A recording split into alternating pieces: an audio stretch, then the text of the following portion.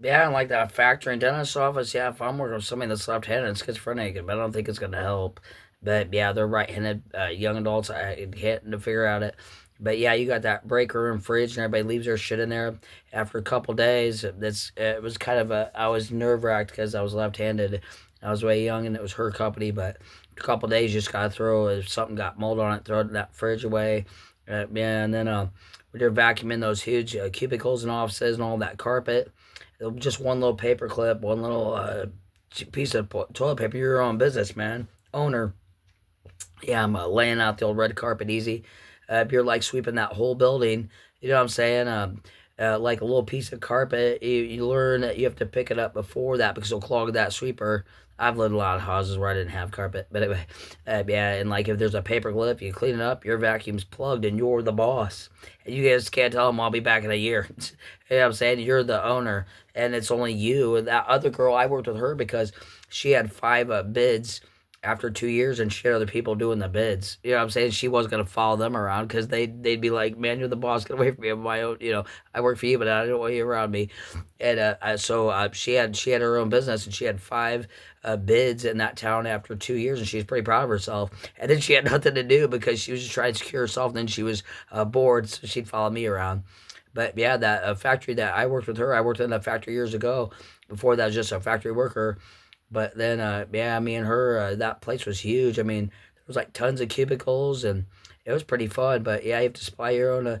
Yeah, and then like the company, like her, she'd have to ask him. Like when you get that bid, and you meet with that factory owner, you should dress nice and not be a slob because you're a contractor of your janitor supply. And if you're getting that bid, you should feel privileged. It's a lot. You know what I'm saying? You're like at the bottom of all the other adults with a contractor license, and yeah, I mean, and you meet with that first factory, and you're asking them, like a factory or dentist office or whatever, you're asking them, if you're not going to do the wax or, on the wax floor once a year and deep clean the cobwebs, you got your own company and you should be nervous, you know what I'm saying? But yeah, it's not just something you can run there like a punk and like be a rock and roll band and run, run, run. You know what I'm saying? Because it's a pretty important job. You're a business contractor, and other people are paying a shit ton more and you're doing a janitor. But yeah, I mean, yeah, it's a pretty big, but you don't have to wipe off the computers. But if the owner of the company, when you do get that contract, you should be nervous. They're going to say, you're running this whole dentist office. This is what I want.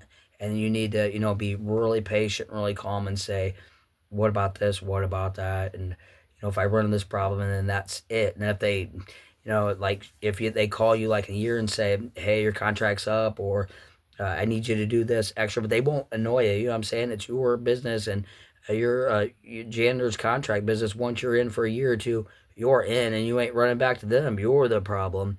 And like, yeah, you should be way nervous and take it way seriously. And then I think, well, that bid, that's why you put in a bid. It's only good for 2 years. And at the end of the 2 years, you acted like it was your first bid and you were running around, oh, no, no, no, no. Then that's why they get rid of you. That's why you have a bid for 2 years of the contract. And if you fuck up and murder somebody the first day, you lost that bid.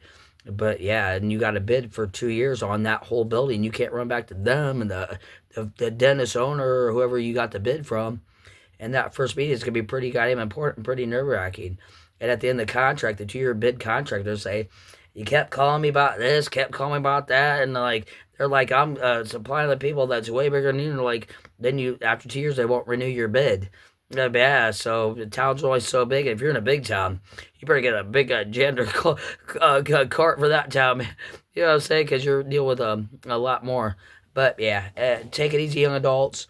And nothing for free, right? Yeah, if you love your turds, set them free, and they'll come back to you from 1990. And your mom and dads are real assholes out there. That economy was kind of good, but kind of scary back then. And yeah, if you love your turds, set them free, and they'll come back to you, right? Yeah, right, man. Dreamland. Tell your mom and dad that, man, and don't beat them up, man. I mean, but yeah, love yourself, man. Later.